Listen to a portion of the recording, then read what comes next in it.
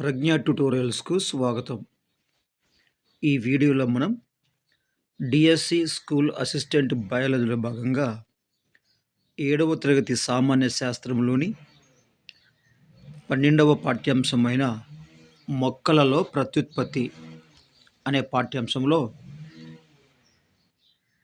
ఎగ్జామ్లో వచ్చేటువంటి కొన్ని ముఖ్యమైన ప్రశ్నల ఏరియాలను చూద్దాం.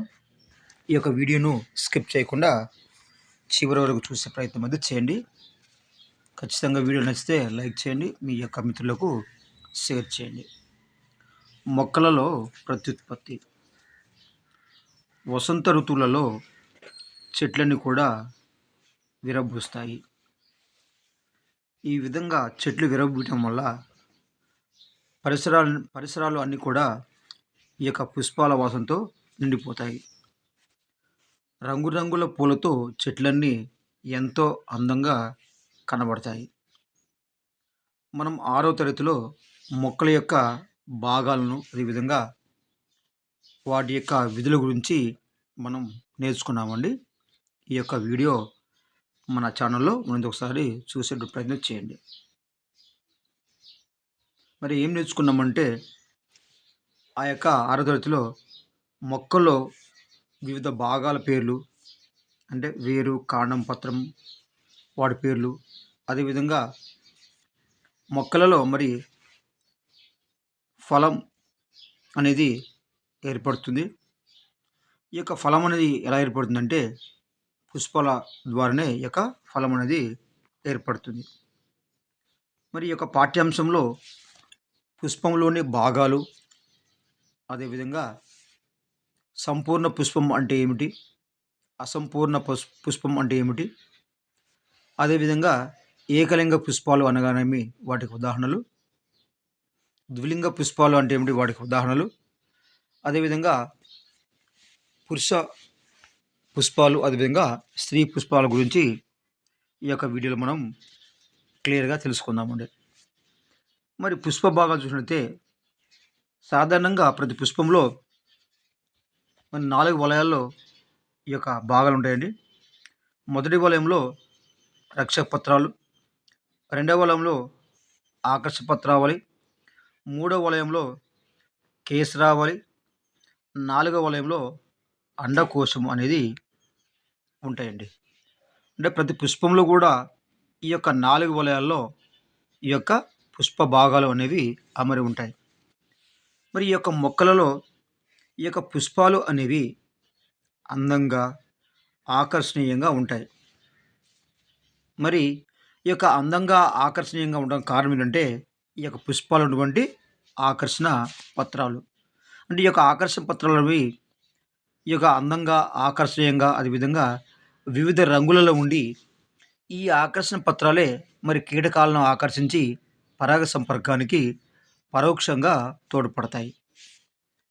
మరి ఈ యొక్క మొక్కలో ఉన్నటువంటి ఈ యొక్క పుష్పాలు చూసినట్లయితే, ఈ యొక్క పుష్పాలు అనేవి సాధారణంగా వేరు పరిమాణంలో, అదేవిధంగా వేరు ఆకారాల్లో ఉంటాయి.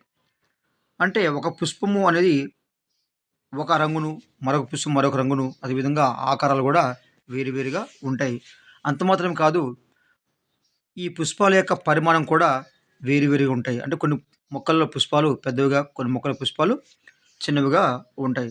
సో చూద్దామండి. ఉమ్మెత్త, అదేవిధంగా మందార. ఈ యొక్క మందార మొక్క మనం దాసన అని కూడా అనవచ్చు. మరి అదేవిధంగా దోస, సొర, గడ్డి చామంతి, ప్రొద్దుతిరుగుడు, అదేవిధంగా తూటి పూలు. అంటే తూటి పూలు అంటే ఈ యొక్క తూటి చెట్టు నీళ్ళలో పెరిగేటువంటి మొక్క అండి. ఈ యొక్క వాటి కాసిన ఈ యొక్క పుష్పాలు మనం తూటి పూలు అంటాము. ఈ యొక్క తూటి పూలు అనేవి వైలెట్ కలర్లో ఉంటాయి. అయితే ఈ యొక్క పూలను మనం సేకరించి మనం చూసినట్లయితే, ఈ యొక్క పూలన్నీ కూడా మనకి ఒకే రకమైన ఆకారాన్ని కానీ, పరిమాణం కానీ కలిగి ఉంటుంటాయి. అంటే ఒక్కొక్క పువ్వు ఒక్కొక్క ఆకారాన్ని, ఒక్కొక్క పరిమాణాన్ని ఉండడం అయితే జరుగుతుంది. ఇవి పుష్పాల యొక్క మరి పరిమాణం, అదేవిధంగా ఆకారాలు. అంటే పుష్పాల యొక్క పరిమాణం అనేది వేరుగా ఉంటాయి. అదేవిధంగా వాటి యొక్క ఆకారాలు కూడా వేరు వేరుగా ఉంటాయి. రైట్. పుష్పంలోని భాగాలను అధ్యయనం చేయడానికి పుష్పంలోని భాగాలను అధ్యయనం చేయడానికి మనం ఉమ్మెంతి పువ్వును ఉపయోగిస్తామండి. ఉమ్మెంతి పువ్వును మనం ఉపయోగిస్తాం. మరి ఈ యొక్క ఉమ్మెంతి పువ్వును మనం కాడను పట్టుకొని మనము పరిశీలించినట్లయితే కాడ అనేది ఆకుపచ్చ రంగులో ఉంటుంది. కాడ అనేది ఆకుపచ్చని రంగులో ఉంటుంది. ఈ యొక్క కాడ పైన లేదా పువ్వు ప్రారంభమైనటువంటి ఆ యొక్క చోట ఈ యొక్క కాండం అనేది కొంచెం ఉబ్బినట్లుగా మనకి కనిపిస్తుంది. ఈ యొక్క పుష్పంలోని కింది భాగంలో ఉబ్బినట్లుగా ఉన్నటువంటి ఈ యొక్క భాగాన్ని మనం ఏమంటే పుష్పాసనం అంటాము. దీన్ని ఉబ్బిన భాగాన్ని మనం పుష్పాసనం అంటాము. ఇది పువ్వులోని భాగాలన్నింటికి అంటే రక్షక, ఆకర్షక, కేసర, అండకోశాలన్నింటికి ఈ యొక్క పుష్పాసనం అనేది పీఠంలా లేదా ఒక ఆధారంగా ఈ యొక్క పనిచేస్తుంది ఈ యొక్క పుష్పాసనం. ఇక నెక్స్ట్ పోతే ఈ యొక్క పుష్పంలో మనకి 4 భాగాలు కనపడుతుందండి. చెప్పాను అవి ఏంటంటే ఒకటో వలయంలో రక్షపత్రావళి, రెండవ వలయంలో ఆకర్షణ పత్రావళి, మూడవ వలయంలో కేసరావళి లేదా కేసరాలు, 4వ వలయంలో అండకోశము అనేటువంటి ఈ యొక్క 4 భాగాలు అయితే ప్రతి పుష్పంలో మనకి కనిపిస్తాయి. ఈ విధంగా 4 భాగాలు మనకి కనిపించబడి మనం అంటే సంపూర్ణ పుష్పం అంటాము. ఈ విషయం తర్వాత మీకు చెప్తాను. రైట్. ఇక్కడ మనము చూసినట్లయితే మొక్క యొక్క ఆ యొక్క ఉమ్మెంతి పువ్వును మనము పరిశీలిస్తే మొక్క యొక్క కింది భాగంలో మరి ఆకుపచ్చని గొట్టంలో ఉన్నటువంటి ఒక నిర్మాణం మనకు కనబడుతుంది. దీన్ని ఏమంటాం సార్ అంటే రక్షక పత్రావళి అంటాం. రక్షక పత్రావళి అంటాము. ఈ యొక్క రక్షక పత్రావళి ఎలా ఉంటుందంటే ఆకుపచ్చని నిర్మాణం ఉంటుంది. ఇది గొట్టంలో ఉన్నటువంటి ఆకుపచ్చని నిర్మాణం. రైట్. ఈ యొక్క రక్షక పత్రావళి ఈ యొక్క చివరల మరి ఆకులు కనిపిస్తాయి. వీటిని మనము రక్షక పత్రాలు ఉంటాము. ఈ యొక్క రక్షక పత్రాలు అని మరి ఆకుపచ్చగా ఉంటాయి. ఇవి గొట్టంలా ఉంటాయి. ఇవి ఉమ్మెంతి పూలు మనకి స్పష్టంగా చూడవచ్చు. మరి రక్షక పత్రాలన్నీ దిగువ భాగాలన్నీ కలిసిపోయి ఒక గొట్టంలా ఏర్పడతాయి. ఈ ఏర్పడిన ఈ యొక్క రక్షక పత్రాలు అనేది మిగతా పుష్ప భాగాలను రక్షించడానికి ఇవి ఉపయోగపడతాయండి. ఈ యొక్క రక్షక పత్రావళి అంటే మొక్కలలో మొదటి వలయంలో మనకు కనిపించేది ఏంటంటే రక్షక పత్రావళి. ఇక రెండవ వలయంలో ఆకర్షణ పత్రావళి మనకి కనిపిస్తుందండి. రెండవ వలయంలో ఆకర్షణ పత్రావళి. మరి ఉమ్మెంతి పూలు మనం చూసినట్లయితే ఈ యొక్క ఆకర్షణ పత్రాలు అనేవి తెల్లని రంగులో తెలుపు వర్ణంలో మనకు కనిపిస్తాయండి. ఈ విధంగా ఉమ్మెంతి పువ్వులో మనకి తెలుపు రంగులో కనిపించినటువంటి ఈ యొక్క భాగాన్ని ఈ యొక్క రెండవ వలయాన్ని మనం అంటే ఆకర్షణ పత్రావళి అంటాం. మరి ఈ యొక్క ఉమ్మెంతి పుష్పంలో ఈ యొక్క ఆకర్షణ పత్రాలు అనేవి ఒకదానితో ఒకటి కలిసిపోయి ఒక గరాడు వంటి లేదా గరాట్లా మరి ఏర్పడతాయండి ఈ యొక్క ఉమ్మెత్త పువ్వులో. రైట్. గరాటు ఆకారంలో ఉన్నటువంటి ఈ యొక్క తెల్లని భాగాన్ని ఈ యొక్క రెండవ వలయంలో ఉన్నటువంటి ఈ యొక్క ఉమ్మెత్త పువ్వులో ఉన్నటువంటి ఈ యొక్క రెండవ భాగాన్ని మనం ఆకర్షణ పత్రం అంటాము. ఈ యొక్క ఆకర్షణ పత్రాలు అన్నీ ఒకదానితో ఒకటి కలిసిపోయి ఏమవుతుందంటే ఒక గరాడు వంటి లేదా గరాట్లా ఏర్పడుతుంటాయి. ఈ యొక్క ఆకర్షణ పత్రం ఎన్ని ఉంటాయి సార్ అంటే 5 ఆకర్షణ పత్రం ఉంటాయి. ఎన్ని ఉంటాయి? 5 ఆకర్షణ పత్రాలు ఉంటాయి. అదేవిధంగా ఉమ్మెత్త పువ్వులో రక్షక పత్రాలు కూడా 5 ఉంటాయండి.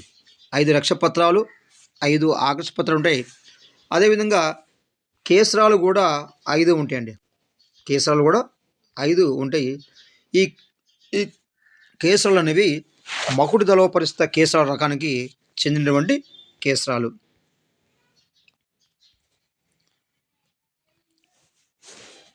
రైట్. ఈ విధంగా మనకి తెలుపు రంగులో కనబడేటువంటి ఈ యొక్క ఆకర్ష పత్రాలనే మనం అంటే పువ్వు అంటామండి, ఫ్లవర్ అంటాం. మనం ఫ్లవర్ అని చెప్తుంటే ఈ యొక్క ఆకర్ష పత్రాలని మనం మనం చూసి వాటిని మనం ఫ్లవర్ లేదా పువ్వు అంటాం. ఇది రెండవ వలయము.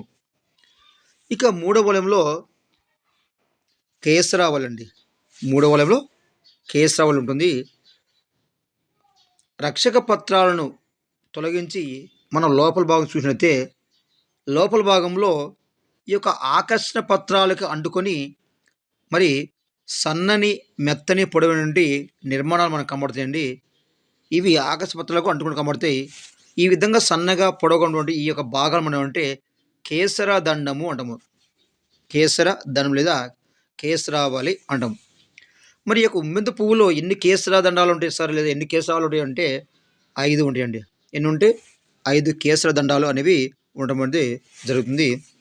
ఈ యొక్క కేసర దండం యొక్క చివరి భాగాన్ని మనం ఏమంటే పరాగ కోశం అంటాము. పరాగ కోశం అంటాము. ఈ యొక్క పరాగ కోశంలో పరాగ రేణువులు అనగా లేదా పురుష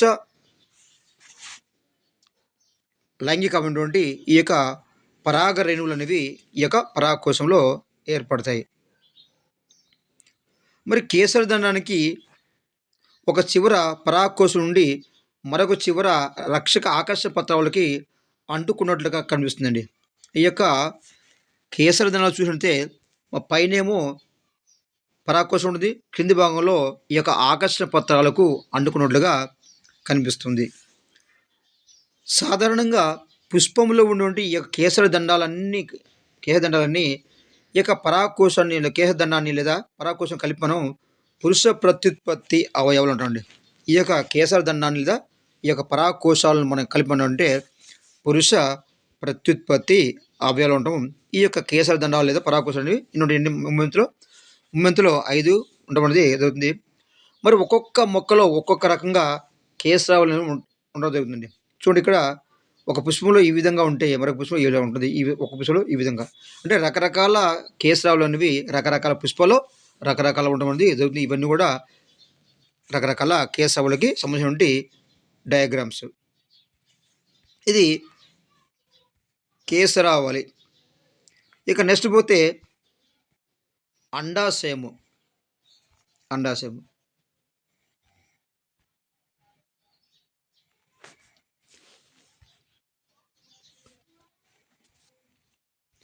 మనం పుష్పాన్ని మనం లోపల భాగం చూసినట్లయితే ఈ యొక్క కేసరావళితో సహా ఆకాశ పత్రాలు అన్నిటిని మనం తీసివేస్తే ఈ యొక్క మధ్య భాగంలో మరి ఉబ్బి ఉన్నట్లుగా ఒక నిర్మాణం అయితే ఆ యొక్క పుష్పంలో కనబడుతుంది. ఈ యొక్క పుష్పాసనం మీద ఈ యొక్క ఉబ్బెత్తుగా ఉన్నటువంటి ఈ యొక్క నిర్మాణాన్ని మనం అంటే అండాశయం అంటామండి. ఏమంటాం మనం? ఉబ్బెత్తుగా ఉన్నటువంటి దీన్ని మనం అండాశయం అంటాము. ఈ యొక్క అండాశయం అనేది బల్బు మాదిరిగా ఉబ్బి ఉండడం అనేది జరిగి ఉంటుంది. ఈ యొక్క అండాశయంలో మొత్తం 3 భాగాలు ఉంటాయి. ఒకటేమో ఈ యొక్క అండాశయంలో ఈ యొక్క కీలము, అదేవిధంగా అండాశయం కీలాగ్రం ఉంటుంది. ఈ విధంగా ఉంటుంది. దీన్నేమో అండాశయం అంటాము, దీనేమో కీలం అంటాము, దీనేమో కీలాగ్రం అంటాము. ఈ అండాశయము కీలము అంటాము. ఈ యొక్క అండాశయంలో అండాలు అనేవి లేదా విత్తనాలు అనేవి ఏర్పడడం అనేది జరుగుతుంది. మరి ఈ యొక్క అండకోశం ఉన్నటువంటి ఈ యొక్క అండాశయాన్ని మనము ఏం చెప్పుకున్నామండి? కీలం, అదేవిధంగా కీలాగ్రంగా విభజన చెందుతుంది. అంటే భాగాలు ఉంటాయి. ఈ యొక్క అండాశయాన్ని మనం ఏమంటామంటే స్త్రీ ప్రత్యుత్పత్తి భాగం అంటామండి. ఈ యొక్క అండాశయాన్ని మనం స్త్రీ ప్రత్యుత్పత్తి భాగం అంటాము. ఇక ఉమ్మెంతి పూలో ఈ యొక్క స్త్రీ ప్రత్యుత్పత్తి భాగం ఉన్నటువంటి ఈ యొక్క అండాశయాన్ని మనము క్లియర్గా చూడవచ్చు. ఇది పుష్పంలో కలిగినటువంటి 4 రకాల వలయాలు: రక్ష పత్రావళి, ఆకర్షణ పత్రావళి, అదేవిధంగా కేసరావళి, అదేవిధంగా అండకోశం. రైట్. మనం ఏదైనా ఒక పుష్పాన్ని సేకరించినప్పుడు ఆ యొక్క పుష్పంలో ఈ యొక్క స్త్రీ బీజ భాగాలు మనము పరిశీలించాలి. మరి పుష్పాలన్నింటిలో ఈ యొక్క అండకోశము లేదా అండాశయము, మరి అండము కీలకములన్నీ భాగాలు అన్నింటిలో ఉన్నాయా లేవని మనం పరిశీలించాలి. అదేవిధంగా ఈ యొక్క అండాశయం అనేది ఈ యొక్క మరి వేరు పుష్పాల్లో వేరుగా ఉండడం అనేది జరుగుతుంది. వేరు పుష్పాల్లో ఈ యొక్క అండాశయం అనేది వేరు రకంగా వేరే వేరే రకంగా ఉండడం అయితే జరుగుతుంది. మరొకసారి ఈ యొక్క పుష్పలను బాగా చూద్దామని మనం క్లారిటీగా రైట్ ఈ విధంగా ఇది మనము ఉమ్మెంత పుష్పం అంటాము. ఈ యొక్క ఉమ్మెంత పుష్పంలో మనకి ప్రధానంగా మనకి 4 భాగాలు మనకు కనిపిస్తాయండి. చూడండి ఇక్కడ ఈ యొక్క పుష్పం అనేది మరి కాండానికి అంటుకున్నటువంటి ఈ యొక్క భాగాన్ని మనం అంటే పుష్ప వృంతం అంటాము. ఇది కాండం అనుకుంటే ఈ యొక్క కాండానికి ఇక్కడ అంటుకొని ఉంటుంది. ఈ యొక్క భాగాన్ని మనం అంటే పుష్ప వృంతం అంటాము. ఈ యొక్క పుష్ప వృంతం పైన కొద్దిగా ఉబ్బినటువంటి ఈ యొక్క నిర్మాణాన్ని మనం అంటే పుష్పాసనం అంటాం. ఈ విధంగా కింద పై భాగం ఇక్కడ ఉంది కదా, ఇక్కడ దీన్ని ఈ యొక్క ఉబ్బి ఉంటే ఈ యొక్క భాగం మనం అంటే పుష్పాసనం అంటాం. రైట్ అంటే ఇక్కడ పుష్ప వృంతం ఉంది, తర్వాత పుష్పాసనం ఉంటుంది. మరి ప్రతి పుష్పంలో మరి 4 వలయాల్లో ఈ యొక్క పుష్ప భాగాలు మనకు ఉంటాయి. ఇది ఫస్ట్ భాగం అండి. ఇది రక్ష పత్రావళి. ఇది రెండవ వలయము ఆకర్షణ పత్రావళి. అదేవిధంగా కేసర దండము లేదా కేసరాలు అనేవి ఈ యొక్క ఇది మూడో భాగము. తర్వాత ఈ యొక్క అండాశయం అనేది లేదా అండకోశం అనేది ఇది 4వ భాగం. ఈ విధంగా 4 భాగాలు అయితే మనకి పుష్పంలో కనిపిస్తాయి. చెప్పుకున్న మనము ఈ యొక్క మొదటి వలయంలో రక్షపత్రం అంటే ఈ యొక్క రక్షపత్రం అనేవి ఆకుపచ్చని రంగులో ఉండడం జరుగుతుంది. రెండవ వలయంలో ఈ యొక్క ఆకాశ పత్రం అంటే ఇవి వివిధ రంగుల ఉండి ఇవి కీటకాలను ఆకర్షించి పరాగ సంపర్కంలో సహాయపడతాయి. ఇక మూడవ వలయంలో ఈ యొక్క కేసర దండ లేదా కేసరావళి ఉంటుంది. ఈ యొక్క కేసరావళిలో దీన్నేమో కేస దండం అంటాము. ఈ విధంగా పైన ఉండి దీన్ని మనం పరాగకోశం అంటాము. ఈ యొక్క పరాగకోశంలో పురుష సంయోగ బీజాలు లేదా పరాగకోశాలు అనేవి ఏర్పడతాయి. ఇక 4వ వలయంలో ఈ విధంగా నుండి అండాశయం లేదా అండకోశం ఉంటుంది. ఈ అండకోశంలో మరి ఈ యొక్క భాగాన్ని ఈ యొక్క నిలువు భాగం మనం అంటే కీలం అంటాము. ఈ పైన ఉన్నటువంటి ఈ యొక్క భాగాన్ని దీన్ని మనం అంటే కీలాగ్రం అంటే అండాశయంలో కీలాగ్రం ఉంటుంది. ఈ యొక్క పరాగకోశంలో ఏర్పడినటువంటి ఈ యొక్క పుప్పొడి రేణువు లేదా పరాగరేణువి ఈ యొక్క కీలాగ్రం చేయడం వల్ల ఏమంటే అక్కడ పరాగ సంపర్కం అనేది జరుగుతుంది. ఫలితంగా విత్తనాలు లేదా ఫలాలు అనేవి ఏర్పడుతుంది. ఇది ఉమ్మెంత పువ్వులోని ఈ యొక్క పుష్ప భాగాలు. రైట్ ఇక్కడ మనం చూసుకుంటే ఇక్కడ సంపూర్ణ పుష్పము, అదేవిధంగా అసంపూర్ణ పుష్పం, అదేవిధంగా ఏకలింగ పుష్పం, అదేవిధంగా ద్విలింగ పుష్పాలు అంటే ఏంటో ఒకసారి మనం చూసే ప్రయత్నం చేద్దాం.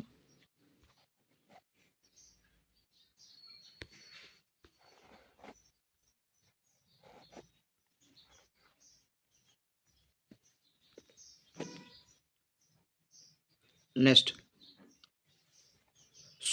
దోస స్వర పుష్పాల్లో 2 రకాల పుష్పాలు అనేవి కనబడతాయండి.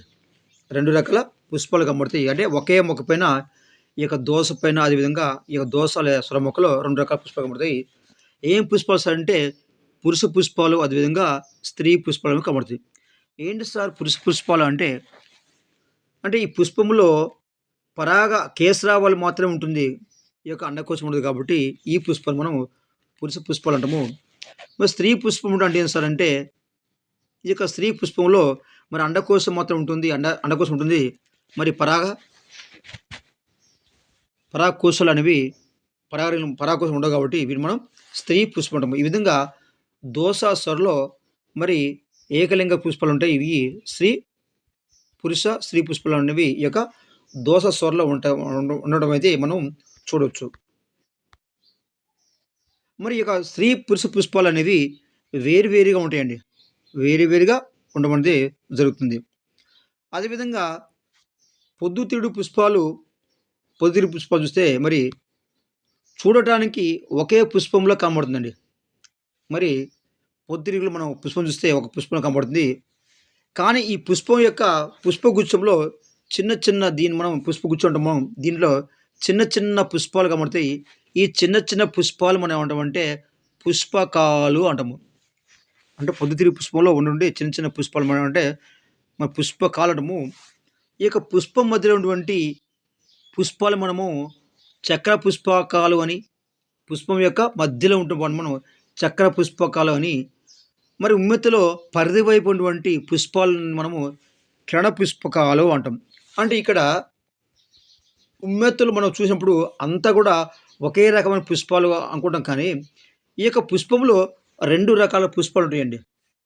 ఈ యొక్క మధ్యలేమో మరి ఈ విధంగా ఉంటాయండి. మధ్య మనం చక్ర పుష్పకాలంటాము.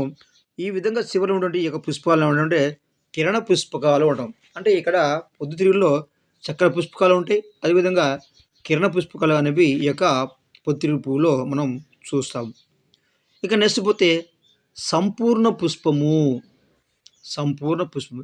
ఏంటి సార్ సంపూర్ణ పుష్పం అంటే పుష్పాలలో ఈ యొక్క సంపూర్ణ పుష్పంలో 4 లేదా అంతకంటే ఎక్కువ వలయాల్లో పుష్ప భాగాలు ఉంటాయి. మొదటి వలయంలో రక్షక పత్రావళి, రెండో వలయంలో ఆకర్షక పత్రావళి, మూడో వలయం మూడో వలయంలో కేసరావళి, అదేవిధంగా నాలుగో వలయంలో అండకోశం ఉంటుంది. అంటే ఒక పుష్పములో ఈ యొక్క రక్షక, ఆకర్షక, కేసర, అండకోశాలు ఉన్నట్లయితే అలాంటి పుష్పాన్ని మనం ఏమంటామంటే సంపూర్ణ పుష్పాలు అంటాము. అంటే 4 వలయాల్లో 4 భాగాలుంటాయండి. ఉంటే దాన్ని మనము సంపూర్ణ పుష్పం అంటాం. అంటే ఏంది?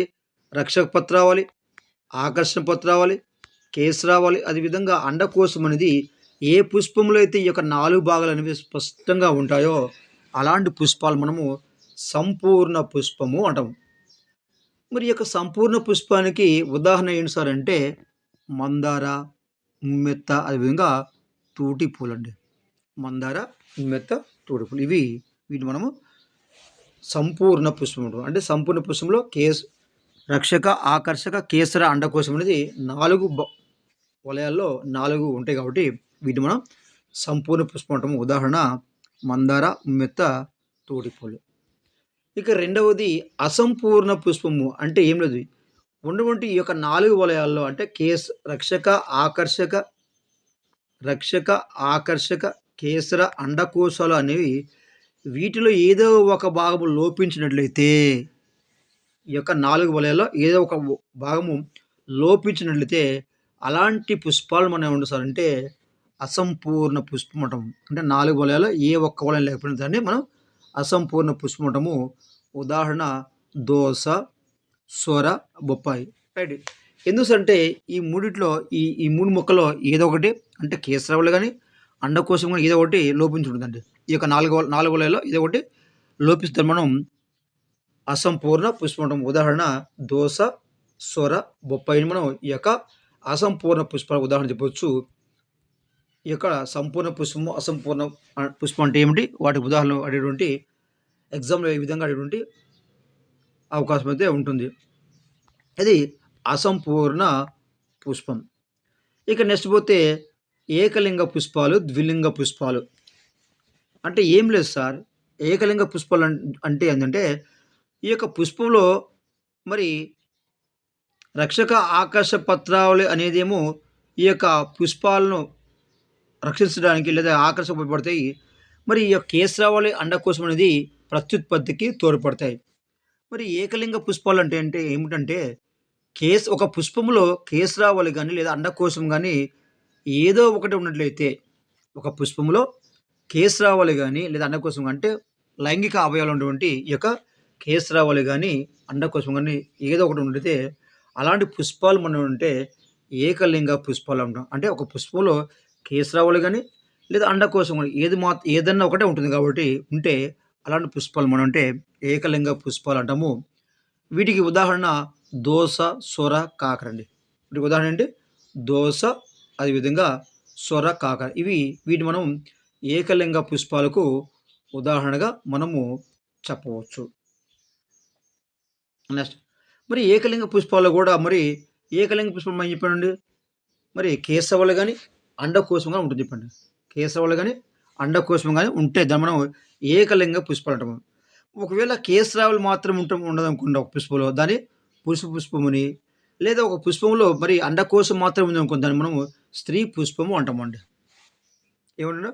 ఒక పుష్పంలో ఏకలింగ పుష్పం అంటే ఏంది? కేసరావళి గాని లేదా అండకోశం గాని ఏదో ఒకటి ఉంటుంది మనము ఏకలింగ పుష్పాలు అంటాము. ఈ యొక్క ఏకలింగ పుష్పాలు మరి పురుష పుష్పాలు ఉన్నాయి. అదేవిధంగా స్త్రీ పుష్పాలు ఉన్నాయండి. మరి పురుష పుష్పాలు అంటే ఏం సార్ అంటే కేసరావళి పుష్పంలో కేసరావళి మాత్రం ఉంటే దాన్ని మనం పురుష పుష్పం ఉంటాము అక్కడ అండకోశం అనేది ఉండదు. మరి స్త్రీ పుష్పం అంటే ఏంటి అంటే ఏంది? అండకోశం మాత్రం ఉంటుంది కాబట్టి దీన్ని స్త్రీ పుష్పం అంటాము. ఈ యొక్క స్త్రీ పుష్పంలో ఈ యొక్క కేసరావళి అనేది ఉండదు.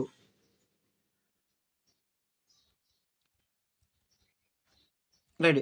ఈ విధంగా ఉన్నటువంటి ఈ యొక్క ఏకలింగ పుష్పాలను ఈ యొక్క ఏకలింగ పుష్పాలను మనం సంపూర్ణ పుష్పము అనలేము.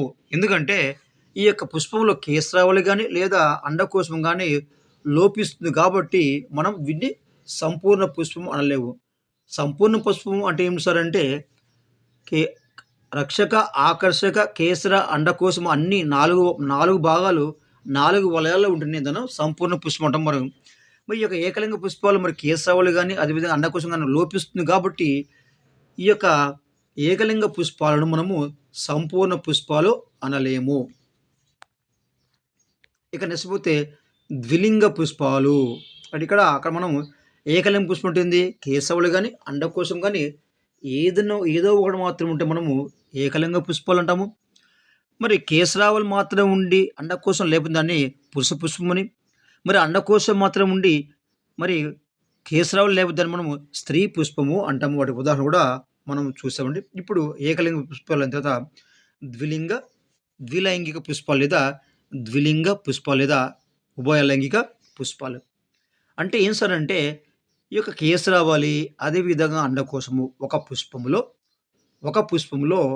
కేసరావళి మరి అండకోశము 2 ఉంటే ఒక పుష్పంలో కేసరావళి అదేవిధంగా అండకోశం అనేవి 2 ఉంటే అలాంటి పుష్పాలు మనం అంటే ఉభయ లైంగిక పుష్పాలు అంటాం. ఏమంటాము? ఉభయ లైంగిక పుష్పాలు. ఇక్కడ ఉభయ లైంగిక పుష్పాలు అంటే మన జంతు శాస్త్రంలో ఉంటుందండి. దాన్ని ఉభయ లైంగిక జీవి అంటాము. హెర్మోఫ్రోడైట్స్ అంటాము. ఉభయ లైంగిక జంతువులు. దీన్ని మనం హెర్మోఫ్రోడైట్స్ అంటాం. ఏంటి సార్ ఉభయ లైంగిక జీవి అంటే ఒక జీవిలో పురుష, స్త్రీ ప్రత్యుత్పత్తి అవయవాలు ఉంటే మనం వాటిని ఉభయ లైంగిక జీవి అంటాం. ఒక జంతువులో స్త్రీ, పురుష ప్రత్యుత్పత్తి అవయవాలు 2 ఉంటదని ఉభయ లైంగిక జీవి అంటాము. ఉదాహరణ ఏంటి సార్ అంటే అనిలిడా వర్గానికి చెందినటువంటి వానపాము. ఈ యొక్క వానపామునే రైతు మిత్రుడు ఏమంటాం మనం? రైతు మిత్రుడు అని కూడా ఈ యొక్క వానపాముని అంటాము. ఈ యొక్క వానపామును జీవ ఎరువుల తయారీలో ఉపయోగిస్తారు. రైట్. ఈ విధంగా ఒక పుష్పములో కేసరావళి గాని లేదా అండకోశం గాని కేసరావళి అదేవిధంగా అండకోశము 2 ఉన్నట్లయితే అలాంటి పుష్పాన్ని మనము ఉభయలైంగిక పుష్పాలు లేదా ద్విలింగ పుష్పాలు లేదా ద్విలైంగిక పుష్పాలు అంటాము. ఉదాహరణ ఉమ్మెత్త అదేవిధంగా మందార తూటిపులండి. ఉమ్మెత్త, మందార, తూడిపూలు అనేవి ఉభయ లైంగిక పుష్పాలకు ద్విలింగ పుష్పాలకు ఉదాహరణగా మనము చెప్పవచ్చు. అంటే దీంట్లో ఈ యొక్క ఉమ్మెత్త అదేవిధంగా మందార, తూడిపూల్లో రక్షక, ఆకర్ష పత్రాలతో పాటు ఇంకేమిటంటే కేసరావళి, అండకోశం నుండి 2 కూడా ఉండడం అనేది జరుగుతుంది. కాబట్టి ఇలాంటి పుష్పాలను మనం అంటే ద్విలింగ పుష్పాలు లేదా ద్విలైంగిక పుష్పాలు లేదా ఉభయ లైంగిక పుష్పాలు అంటాము. ఇవి ఉమ్మెత్త అదేవిధంగా మందార, తూటి పూలలో ఈ యొక్క భాగాలు మనము చూడవచ్చు. ఇక్కడ తీసుకపోతే చూడండి, ఇక్కడ మందార పుష్పం ఎలా ఉంటుందండి? మందార పుష్పం ఎలా ఉంటుంది? ఈ విధంగా ఉండడం మనం చూస్తూ ఉంటాం. ఈ యొక్క మందార మొక్క యొక్క కేసరావళిని తీసుకొని మందార మొక్క యొక్క ఆ యొక్క కేసరావళిని తీసుకొని వీటిని మన కేసరం ఉంటాం. వీటిని కేసరం ఉంటాము. ఈ యొక్క కేసరావళిని తీసుకొని దాని పరాకోశాన్ని నెమ్మదిగా గాజు పలకపై నెమ్మదిగా తట్టండి. ఈ యొక్క పరాకోశం అప్పుడేమవుతుంది? పరాకోశం చిన్న చిన్న రేణులు అనేవి ఈ యొక్క రాలిపడడం చూస్తాము. ఇవి మందారంలో ఉన్నటువంటి ఈ యొక్క పరాగ రేణులకు మనం ఉదాహరణగా చెప్పవచ్చు అండి. రైట్. ఈ యొక్క మందారం అనేది ఉభయలింగ పుష్పాలకి ఉదాహరణగా మనము చెప్పవచ్చు.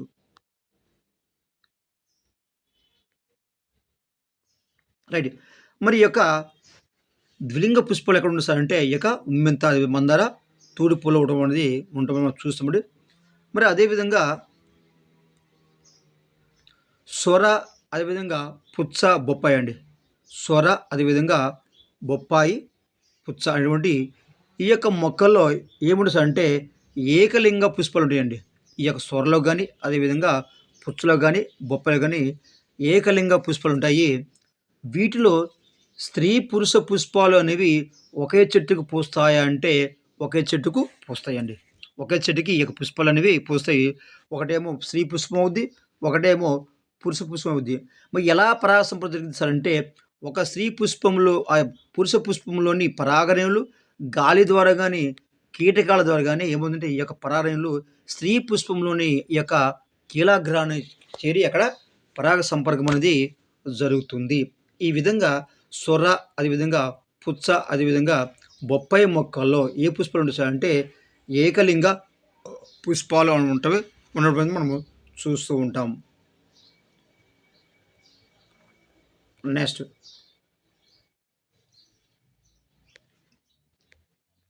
మరి ఇక్కడ మందారలో మనం చెప్పామండి. ఈ యొక్క మందారలో చిన్న చిన్న రేణువులు వస్తాయండి. ఈ విధంగా ఉండి ఈ యొక్క రేణువులు మనం అంటే ఈ యొక్క పరాగ రేణువు ఉండము.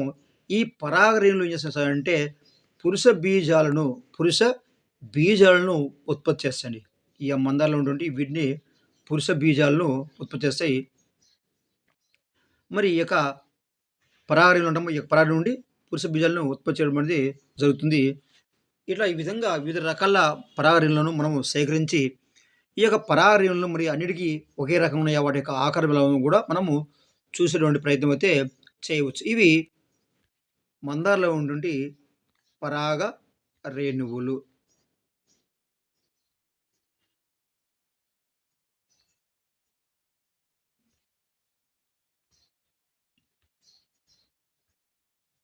నెక్స్ట్ మరి అండాశయం యొక్క నిలువు కోతను మనం పరిశీలించినప్పుడు లేదా అండాశయం నిలువు పరిశీలించినప్పుడు ఈ యొక్క అండాశయంలో ఏముంటుంది సార్ అంటే అండాలు అనేవి ఉంటాయండి. ఏముంటాయి? అండాశయంలో అండాలు ఉంటాయి. పరాగ కోశంలో పరాగ రేణువులు ఉంటాయండి. ఇక అండాన్ని మనము కోసి చూసినట్లయితే ఈ యొక్క అండాశయంలో చూసినట్లయితే ఈ యొక్క అండాశయం మనము కట్ చేసి చూస్తే దాంట్లో మనకి అండాలనేవి కనబడుతుంటాయి. మరి అండాశయంలో ఈ యొక్క అండాలుంటాయి. అదేవిధంగా పరాగ కోశంలో పరాగ రేణువులు ఉంటాయి. మరి ఈ యొక్క అండాశయంలో అండాలనేవి వేరు వేరు గదులలో అమరి ఉంటాయి. ఈ యొక్క అండాశయం అండాలనేవి వేరు వేరు గదుల్లో అమరి ఉంటాయి. ఈ యొక్క అండాల్లో స్త్రీ సంయోగ బీజాలు అనేవి ఉత్పత్తి అయ్యండి. స్త్రీ సంయోగ బీజాలు లేదా స్త్రీ బీజ కణాలండి. ఇవే స్త్రీ ప్రత్యుత్పత్తిలో ఉపయోగపడేటువంటి ఇవి ఈ యొక్క స్త్రీ సంయోగ బీజాలము. ఈ స్త్రీ సంయోగ బీజాలు అనేవి ఏకస్థితిలో ఉంటాయండి.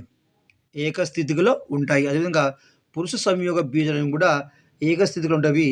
ఈ రెండు కలిసి సంయుక్త బీజం ఏర్పడతాయి. ద్వయస్థితిగా 2n స్థితిలో ఉండడం అనేది జరుగుతుంది. అంటే ఈ యొక్క సంయుక్త బీజం అనేది ఎప్పుడు కూడా ద్వయస్థితిలో లేదా 2n స్థితిలో ఉండడం అనేది జరుగుతుంది. ఇవి ఏకలింగ అదేవిధంగా ద్విలింగ పుష్పాలకు సంపూర్ణ పుష్పాలకు ఉదాహరణగా మనము చెప్పవచ్చండి. మరి ఈ యొక్క అండాశయంలో మరి ఈ యొక్క ఫలదీకరణ జరిగి ఏముందంటే ఈ యొక్క అండాశయం అనేది ఫలంగా మారుతుందండి. అండాశయం అనేది ఫలదీకరణ అనంతరము అండాశయం అనేది ఈ యొక్క ఫలదీకరణము ఈ యొక్క ఫలంగా మారుతుంది. ఈ అండాశయంలో నుండి ఈ యొక్క అండాశయం నుండి ఈ యొక్క అండాలనేవి విత్తనాలుగా మారుతుంది. మరి అండకవచం అనేది మరి మరి ఫలకవచంగా మారుతుందండి. మరొక్కసారి క్లారిటీ చెప్తాండి. ఈ యొక్క అండాశయంలో ఈ యొక్క ఫలదీకరణ జరగడం వల్ల ఏమవుతుందంటే ఈ యొక్క అండాశయం అనేది ఫలంగా మారుతుంది. మరి అండకవచం అనేది ఫలకవచంగా మారుతుంది. అండాశయం ఉన్నటువంటి ఈ యొక్క అండాలనేవి విత్తనాలుగా మారుతాయి. ఈ యొక్క విత్తనాల నుండి మరి కొత్త మొక్కలను ఉత్పత్తి అవుతాయి. విత్తనాలు ఏమవుతాయండి మరి కొత్త మొక్కలనేవి ఏర్పడతాయి. ఈ విధంగా ఫలదీకరణం అనంతరం అండాశయం ఫలంగా, అండకవచం ఫలకవచంగా, మరి అండంలోని ఆ యొక్క అండాశయంలోని అండాలనేవి విత్తనాలుగా మరి ఈ యొక్క విత్తనాలనేవి కొత్త మొక్కలు ఉత్పత్తి కావడానికి దోహదం చేస్తాయి.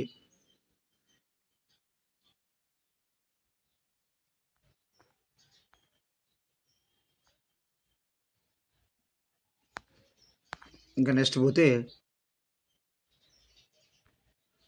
ఒక మొక్కలోని పరాగకోశంలోని ఒక మొక్కలోని పరాగకోశంలోని అది మనం ఈ విధంగా దీన్ని మనం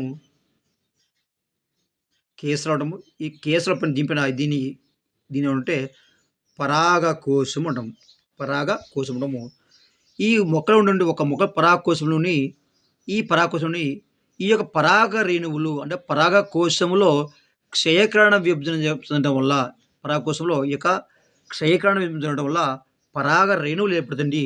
ఈ పరాగ రేణువులు అనేవి ఏకస్థితిలో ఉంటాయి. ఈ మొక్కలో ఉన్నటువంటి ఈ యొక్క పరాగకోశంలో ఉన్నటువంటి ఈ యొక్క పరాగ రేణువులు అనేవి కీలాగ్రాన్ని చేరుతాయండి. కీలాగ్రాన్ని చేరడాన్ని మనం అంటే పరాగ సంపర్కము అంటాము. మీకు చెప్తా ఉదాహరణ.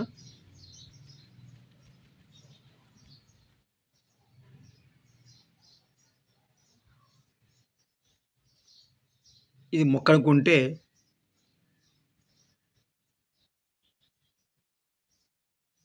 రైట్. ఇవేమో పరాగరేణులండి. ఇది అండాశయము, ఇది కీలము, ఇది కీలాగ్రం. ఈ ఒక మొక్కలో ఉన్నటువంటి ఈ యొక్క పరాగకోశం ఈ యొక్క పరాగరేణులు అనేవి ఈ విధంగా ఏమవుతుందంటే ఈ విధంగా కీలాగ్రాన్ని ఈ విధంగా కీలాగ్రాన్ని చేరడం మనం ఏమంటామంటే పరాగ సంపర్కం అంటే ఒక మొక్కలోని ఈ యొక్క పరాగకోశం నుండి ఈ యొక్క పరాగరేణులు అనేవి ఈ విధంగా స్త్రీ ప్రత్యుత్పత్తి అయినటువంటి ఈ యొక్క కీలాగ్రాన్ని చేరడాన్ని మనం అంటే పరాగ సంపర్కం అంటాము. ఈ యొక్క పరాగ సంపర్కం జరిగిన తర్వాత పరాగ సంపర్కం జరిగిన తర్వాత ఈ యొక్క పుష్పాలు అనేవి ఫలాలుగా మారుతాయండి. ఏ భాగం అంటే అండాశయం అనేది ఫలంగా మారుతుంది. ఈ యొక్క ఒక మొక్కలో ఉండి కోశంలో పరాగరేణులు కీలాగ్రాన్ని చేయడం ద్వారా పరాగ సంపర్కం జరుగుతుంది. ఈ పరాగ సంపర్కం అనేది జరిగిన తర్వాత ఒక పుష్పము అనేది ఫలంగా మారుతుంది. ఏంటి అంటే ఇది కూడా అండాశయం ఈ విధంగా ఉంటే ఈ యొక్క అండాశయం అనేది ఫలంగా మారుతుంది. మరి పరాగ సంపద అయినటువంటి పుష్పాలు అనేవి ఎండిపోవడం అనేది జరుగుతుంది. ఇది పరాగ సంపర్కం అనంతరం ఫలంగా మార్పు చెందటము.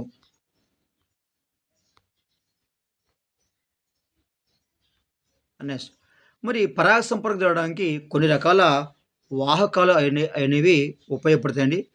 మరి గాలి ద్వారా కానీ లేదా నీటి ద్వారా కానీ జంతువుల ద్వారా కానీ లేదా కీటకాల ద్వారా కానీ పరాగ మనుషుల ద్వారా కానీ ఈ యొక్క పరాగ రేణువులనేవి కీలాగ్రానికి చేరడం జరుగుతుంది.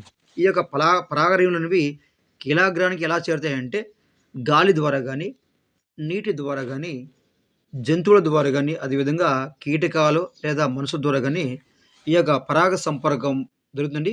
ఈ యొక్క పరాగ సంపర్కంలో ఈ యొక్క పరాగ రేణువులు అనేవి ఈ యొక్క కీలాగ్రాన్ని చేయడం ద్వారా ఆ యొక్క మొక్కల్లో పరాగ సంపర్కం అనేది జరుగుతుంది. మరి సీతకోక చిలుకలు వంటి కీటకాలు అనేవి మకరందం కోసం సీతకోక చిలుకల వంటి కీటకాలు మకరందం కోసం పూల మీద వాలినప్పుడు ఈ యొక్క పరారీలు ఏమిటంటే ఈ యొక్క కీటకాల యొక్క కాళ్ళకు అంటుకుంటాయండి. ఎప్పుడైతే ఈ యొక్క సీతకోక చిలుక పూల మీద వాళ్తాయో వీటి యొక్క కాళ్ళకు ఈ యొక్క పరారీలు అంటుకుంటాయి. మరలా ఈ యొక్క కీటకం అనేది మరలా వేరొక పుష్పం పైన వాలినప్పుడు ఈ యొక్క పరారీలు ఆ యొక్క పుష్పంలోని కీలాగ్రాన్ని చేయడం వల్ల కీలాగ్రాన్ని చేరుతాయి. ఈ విధంగా పరాగ సంపర్కం అనేది జరుగుతుంది ఈ యొక్క సీతకోక చిలుకల వంటి కీటకాల ద్వారా.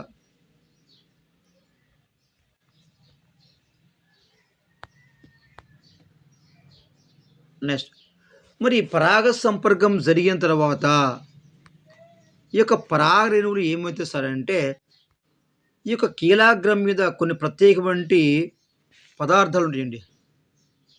కొన్ని కీలాగ్రం మీద అంటే స్త్రీ ప్రత్యుత్పత్తి వంటి ఇది మనం దీన్ని కీలాగ్రము ఈ యొక్క కీలాగ్రం పైన కొన్ని ప్రత్యేకమైన పదార్థాలుంటాయి. ఈ యొక్క పదార్థాలు ఏం చేస్తాయంటే పరాగ రేణువులను మొలకెత్తించడానికి పరాగ రేణువులను మొలకెత్తించడానికి ప్రేరేపిస్తాయి.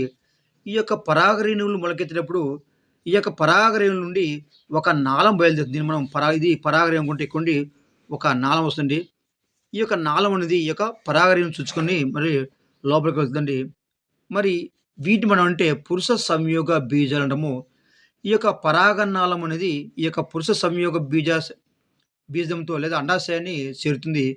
ఈ యొక్క పరాగ రేణువు నుండి వచ్చినటువంటి ఈ యొక్క నాళం అనేది ఈ విధంగా కీలాగ్రం చుచ్చుకొని లోపలికెళ్ళడం వల్ల ఈ యొక్క అండాశయంతో సంయోగం చెంది ఇక్కడ అండాశయాన్ని చేరుతుంది. ఈ యొక్క అండాశయంతో చేరడం వల్ల ఈ యొక్క పరాగ రేణువు అనేది ఈ యొక్క అండంతో సంయోగం చెంది అక్కడ ఫలదీకరణం అనేది జరుగుతుంది. ఆ యొక్క ఫలదీకరణం ద్వారానే ఈ యొక్క ఫలం అనేది ఏర్పడుతుంది. ఈ ఫలదీకరణం ఎలా జరుగుతుందంటే ఈ యొక్క స్త్రీ పురుష సంయోగ బీజాలు అనేవి కలుస్తాయండి. ఈ యొక్క స్త్రీ పురుష సంయోగ బీజాలు అనేవి ఈ విధంగా కలవడం మనం అంటే ఫలదీకరణం అంటాము. ఈ యొక్క స్త్రీ పురుష సంయోగ బీజాలు అనేవి ఏకస్థితిలో ఉంటాము. ఏకస్థితి దశలో ఉంటుంది. ఈ యొక్క సంయుక్త బీజం అనేది ద్వైస్థితి లేదా 2n స్థితిలో ఉండడం అనేది జరుగుతుంది. ఈ విధంగా స్త్రీ పురుష సంయోగ బీజాలు కలిసి ఏమవుతుందంటే ఫలదీకరణం జరుగుతుంది. ఈ యొక్క ఫలదీకరణ అనంతరం ఏమవుతుందంటే ఈ యొక్క అండాలు అనేవి ఈ యొక్క అంటే అండాశయంలో ఉంటాయండి. అండాలు ఉంటాయి చెప్పాము. ఈ యొక్క అండాశయంలో ఉండే ఈ యొక్క అండాలు అనేవి విత్తనాలుగా మారుతాయండి. అండాలు అనేవి విత్తనాలుగా మారుతాయి. ఈ యొక్క అండాశయం ఫలంగా మారుతుంది. మరి ఈ విధంగా పురుష స్త్రీ సంయోగ బీజాలు కలిసి సంయుక్త బీజం ఏర్పడే విధానాన్ని మనం ఏంటంటే లైంగిక ప్రత్యుత్పత్తి అంటామండి. ఈ విధంగా స్త్రీ పురుష సంయోగ బీజాలు కలిసి సంయుక్త బీజం ఏర్పడే విధానాన్ని మనం అంటే లైంగిక ప్రత్యుత్పత్తి అంటాము. మరి విత్తనాలు ఏర్పడడానికి లేదా ఫలాలు ఏర్పడడానికి ఈ యొక్క లైంగిక ప్రత్యుత్పత్తి అనేది చాలా అవసరము.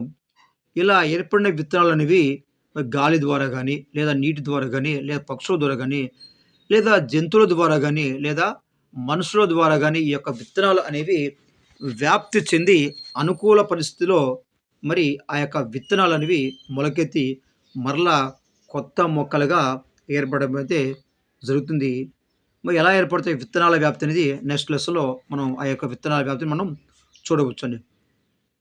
మరి ఈ యొక్క లైంగిక ప్రత్యుత్పత్తి ద్వారా స్త్రీ పురుష సంయోగ బీజాల కలయిక ద్వారా ఏర్పడినటువంటి ఈ యొక్క సంయుక్త బీజం నుండి మనకి ఈ యొక్క కొత్త మొక్కలు అనేవి ఏర్పడతాయండి. ఈ యొక్క లైంగిక ప్రత్యుత్పత్తిలో మాత్రమే ఈ యొక్క కొత్త మొక్కలు అనేవి మనకి ఏర్పడతాయి. ఇక నెక్స్ట్ పోతే అలైంగిక ప్రత్యుత్పత్తి. ఏం సార్ అంటే అలైంగిక ప్రత్యుత్పత్తి. మరి అలైంగిక ప్రత్యుత్పత్తి అంటే ఏం సార్ అంటే ఈ యొక్క మొక్కలో పుష్పాలు కాకుండా అంటే పుష్పాల ద్వారా కాకుండా శాఖీయ భాగాలైనటువంటి మరి కాండము, వేరు, పత్రం ఈ భాగాల ద్వారా మరి కొత్త మొక్కలు ఏర్పడినట్లయితే అంటే పుష్పాల ద్వారా కాకుండా అంటే స్త్రీ పురుష సంయోగ బీజాలు కలయిక ద్వారా కాకుండా ఓన్లీ మొక్కలో ఉన్నటువంటి ఈ యొక్క శాఖీ భాగాల నుండి వేరు, కాండం, పత్రాల ద్వారా మాత్రమే ఒక కొత్త మొక్కలుగా ఉత్పత్తి చేయడాన్ని మనం అంటే అలైంగిక ప్రత్యుత్పత్తి అంటాము.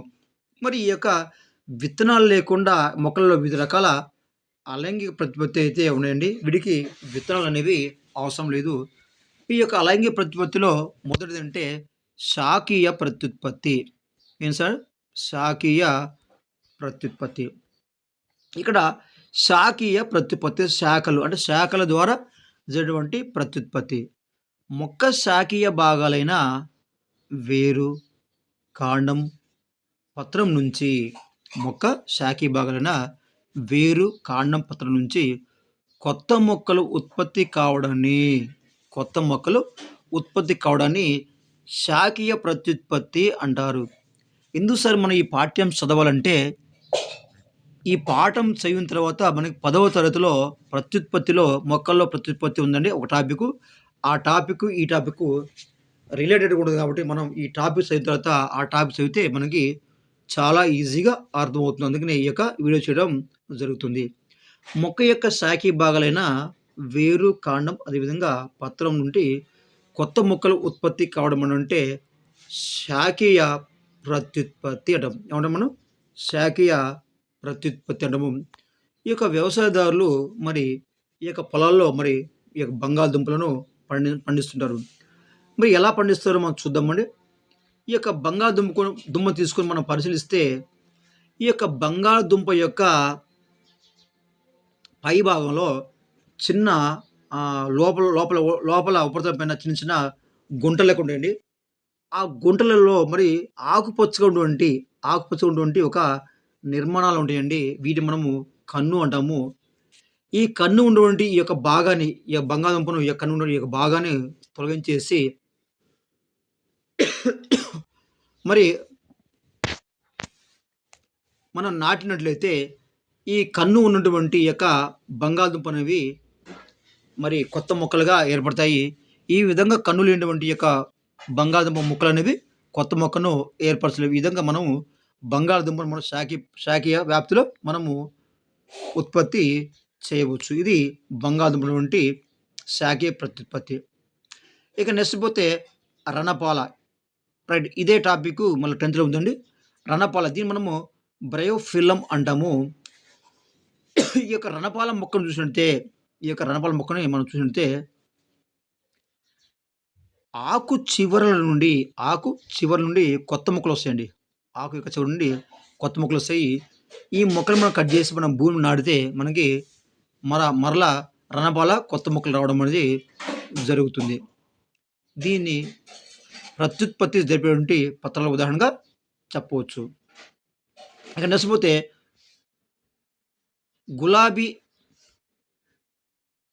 గులాబీ, మందార, మల్లె మొక్కలను అదేవిధంగా మల్లె లేదా గులాబీ, మందార అదేవిధంగా మల్లె మొక్కలను ఏం చేస్తారంటే నాటి పెంచుతారండి. ఇలా కొమ్మలు ఏం చేస్తారంటే కొమ్మల ద్వారా మనకి కొత్త మొక్కలనేవి మనకి ఉత్పత్తి అవడం జరుగుతుంది. ఇది కూడా ఒక రకం శాఖీయ ప్రత్యుత్పత్తి మనం ఉదాహరణగా మనం చెప్పవచ్చండి. నెక్స్ట్ ఇక్కడ శాఖీయ ప్రత్యుత్పత్తి ఏ మొక్క జరుగుతుందో ఒకసారి చూద్దాం ఎలా జరుగుతుందో. చిలకడ దుంప, డాలియా, క్యారెట్, ముల్లంగి, బీట్రూట్ అండి. ఏంటవి? చిలకడ దుంప అంటే మనము ధనుసుగడ్డ అంటాం కూడా అదే ధనుసుగడ్డ. అదేవిధంగా డాలియా, అదేవిధంగా క్యారెట్, ముల్లంగి, బీట్రూట్ అనేవి కొత్త మొక్క రూపొందించినటువంటి వేరు నుండి ఉత్పత్తి అవుతుంది. ఇది వేరు నుండి ఇవి ఉత్పత్తి అవుతుంది. బంగాళదుంప అయితే మరి కాండంపై నుండి యొక్క కన్నుల నుండి మనకి ఉత్పత్తి అవుతుంది. అదేవిధంగా ఉల్లి, వేరుల్లి, లిల్లీ అదేవిధంగా గ్లాడియోలి అనేవి లఘు లక్షణాలు లేదా కాండం నుంచి ఈ యొక్క కొత్త మొక్కలు అనేవి వస్తాయి. ఇవి కాండ రూపాంతరంగా మనం చెప్పవచ్చు. అదేవిధంగా బ్రయోఫిలం అదేవిధంగా బిగ్నోనియా మరి ఆకులో ఉన్నటువంటి కూరకాల నుంచి కొత్త మొక్కలు అనేవి ఏర్పడతాయి. చెరకైతే కాండపు కనుపు నుంచి అంటే చెరక మొక్కలో కాండం కనుపు అంటే మధ్య భాగం ఉంటుంది. ఇది కాండం ఉంటే ఈ విధంగా ఈ యొక్క మధ్య భాగంలో కాండం కనుపు ఉంటుంది. ఈ యొక్క కాండం కనుపు మధ్య భాగం దీన్ని మనం కట్ చేసి మరలా భూమిలో నాటితే మరొక చెరకు కొత్త మొక్క ఏర్పడుతుంది. ఈ విధంగా కాండపు కనుపు నుంచి ఈ యొక్క చెరకులో కొత్త మొక్క అనేది ఏర్పడుతుంది. అదేవిధంగా పుదీనా, స్ట్రాబెర్రీ అండి. పుదీనా, స్ట్రాబెర్రీ అదేవిధంగా చామంతి మొక్కల్లో ఏమవుతుందంటే ఇది భూగర్భ కాండ రూపం చెప్పొచ్చండి. ఈ ప్రక్క శాఖలో ఉన్నటువంటి మరి ఆ శాఖ నుండి వీటిని ఉత్పత్తి చేయొచ్చు. వీటిని మనం పిలక మొక్కలు అంటాము. ఈ యొక్క మొక్కలు భూమికి సమాంతరంగా పెరుగుతున్నప్పుడు ఏమవుతుందంటే ఈ మొక్క ఇలా పెరుగుతున్నప్పుడు ఇక భూమిని తాకిన చోట కొన్ని వేర్లు ఏర్పడుతాయండి. ఈ యొక్క వేరు ఉన్న చోట ఈ భాగం కట్ చేసి దీన్ని మనము ప్రత్యేకమైన మొక్కగా పెరుగుతుంది. ఎలాంటి మొక్కలు అంటే పిలక మొక్కలు అంటాము. ఈ యొక్క పిలక మొక్కలు అనేవి పుదీనా, స్ట్రాబెర్రీ, చామంతిలో ఈ యొక్క పిలక మొక్కలను చూడవచ్చు. ఇవి భూగర్భ కాండానికి ఉదాహరణగా చెప్పవచ్చండి. అంటే ఉపవాయుగత కాండ రూపాంతరం ఉదాహరణగా చెప్పవచ్చు. ఇంకా నెక్స్ట్ పోతే కోరకీ భవనము. దీన్ని మనము బడ్డింగ్ అంటామండి. ఈ యొక్క జిలేబీ తయారు చేసే వాళ్ళు ఏం చేస్తారంటే ఈ యొక్క జిలేబీ పిండికి ఏం చేస్తారంటే ఈస్ట్‌ను కలిపి కొంతసేపు ఆ విధంగా ఉంచుతారు. ఈ విధంగా ఉంచడంలో ఏమవుతుందంటే జిలేబీలనేవి మరి రుచిగా తయారవుతాయి. ఈ యొక్క జిలేబీకి ఏం కలుపుతారంటే ఈస్ట్ అనే ఒక రకమైనటి దీన్ని కలుపుతారు. ఈ యొక్క ఈస్ట్ అనేది మరి మొక్కలలో లఘు లక్షణాలు వంటి బాహ్య నిర్మాణాలు ఉత్పత్తి అయ్యి పుడుతుంది. ఈ యొక్క ఈస్టర్‌లో మరి ఈస్ట్‌లో ప్రత్యుత్పత్తి అనేది ఈ యొక్క లఘు లక్షణం లేదా కోరకీయ భవనం ద్వారా మరి ప్రత్యుత్పత్తి అనేది జరుగుతుంది. ఈ యొక్క ఈస్ట్‌లలో రైట్. మరి ఈస్ట్ వంటి మొక్కలలో లక్షణాలు వంటి బాహ్య నిర్మాణాలు ఏర్పడతాయి. ఏర్పడి ఇవి పెరుగుతుంటాయి. తర్వాత తల్లి మొక్క నుండి ఈ యొక్క ఈ యొక్క లక్షణాలనేవి ఈ యొక్క బడ్స్ అనేవి తెగిపోయి స్వతంత్ర జీవనం గడుపుతాయి. ఇది మనం అంటే కోరకీభవనం అంటాము. ఈ యొక్క ఈస్ట్‌లో ఏముంటదంటే ప్రత్యుత్పత్తి కోరకీభవనం అని మనం చెప్పవచ్చు.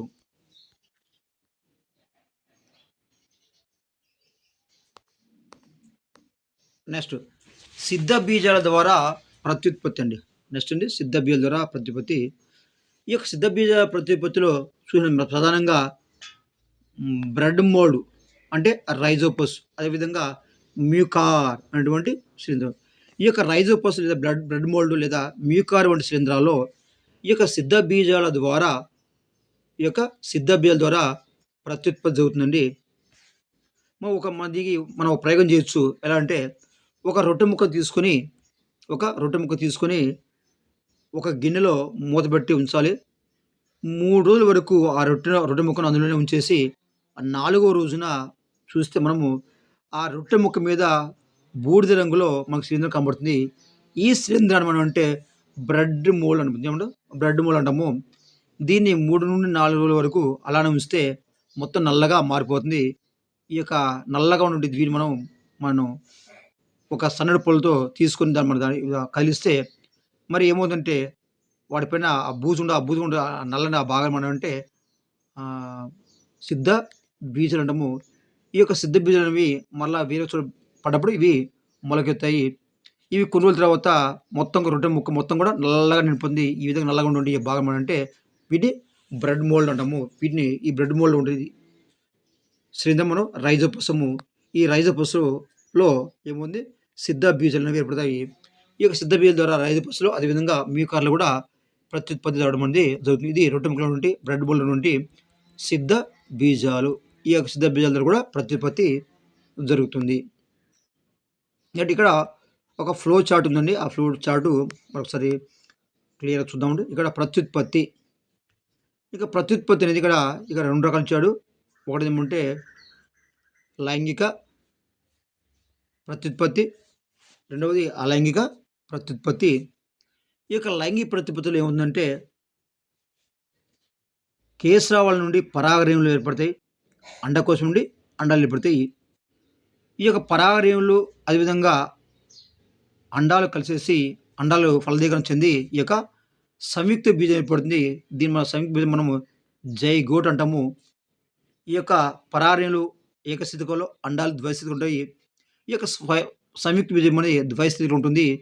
ఈ యొక్క సంయుక్త బీజం నుండి అండాలు ఏర్పడతాయి. విత్తనాలు ఏర్పడతాయి. ఈ విత్తనాల నుండి కొత్త మొక్క అనేది ఏర్పడుతుంది. ఇది లైంగిక ప్రత్యుత్పత్తి. ఇక అలైంగిక ప్రత్యుత్పత్తి అనేది కూరకాల ద్వారా అదేవిధంగా సిద్ధ బీజాల ద్వారా అదేవిధంగా శాఖీయ భాగాల ద్వారా జరుగుతుంది.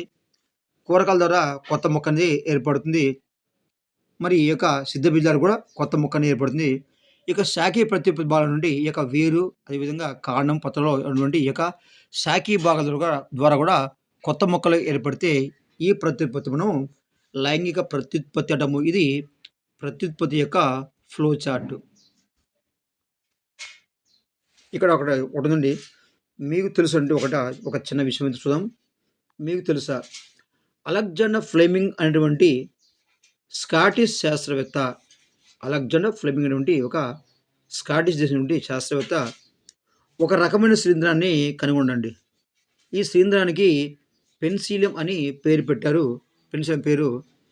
ఈ యొక్క పెన్సిలియం నుండి ఈ యొక్క శిలీంధ్రం నుండి పెన్సిలిన్‌ను తయారు చేశాడు.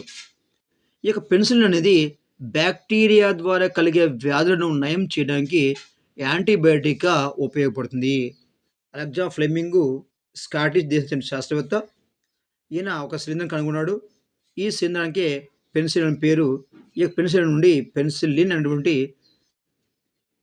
పెన్సిలిన్ తయారు చేశాడు. ఈ యొక్క పెన్సిలిన్ అనేది బ్యాక్టీరియా ద్వారా కలిగిన అనేక వ్యాధులు నయం చేయడానికి ఇది యాంటీబయాటిక్‌గా ఉపయోగపడుతుంది. రెండో ప్రపంచ యుద్ధంలో దీన్ని ఉపయోగించి ఎందరో సైనికుల ప్రాణాలని కాపాడారు. రెండవ ప్రపంచ యుద్ధంలో ఎందరో సైనికులు ఉపయోగించి మరి ఇక ప్రాణాలని కాపాడారు. ఇక్కడ మీకు ఒక బిట్ చెప్తానండి. ఇక్కడ రెండో ప్రపంచ యుద్ధంలో ఈ యొక్క పెన్సిలిన్ ద్వారా ఎంతోమందిని మరి సైనికులు కాపాడారని ఇంటర్‌లో ఉంటదండి. ఇంటర్‌లో రెండో ప్రపంచ యుద్ధం ఉంటది. అదేవిధంగా ఎయిత్ క్లాస్‌లో అయితే మొదటి ప్రపంచ యుద్ధంలో అని ఉంటది.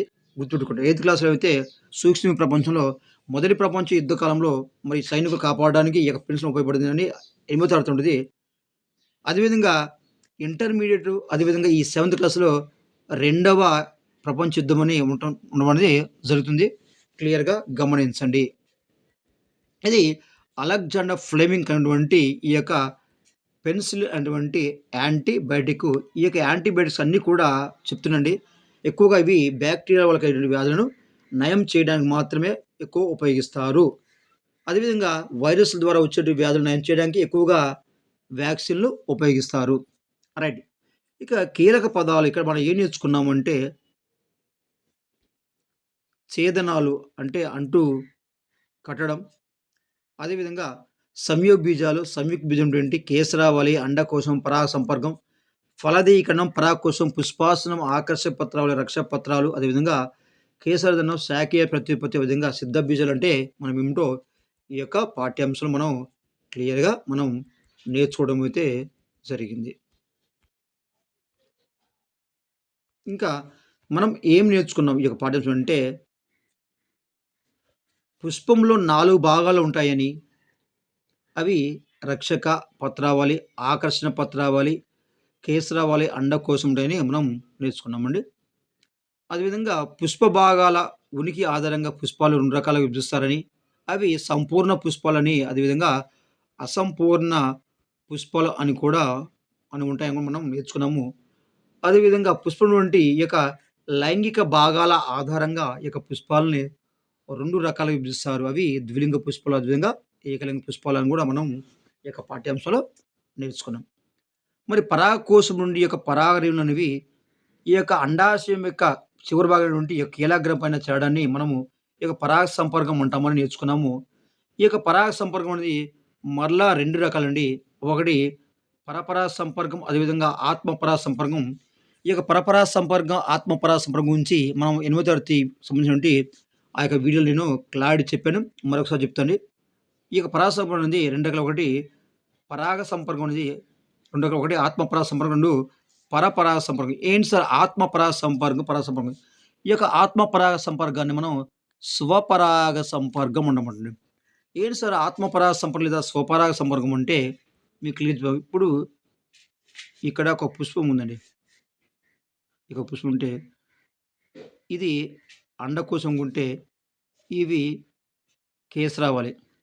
ఇక్కడ ఇక్కడొక పుష్పం ఉందనుకుంటే రైట్. ఇది అండకోశం ఉంటే ఇవి కీలాగ్రాలు.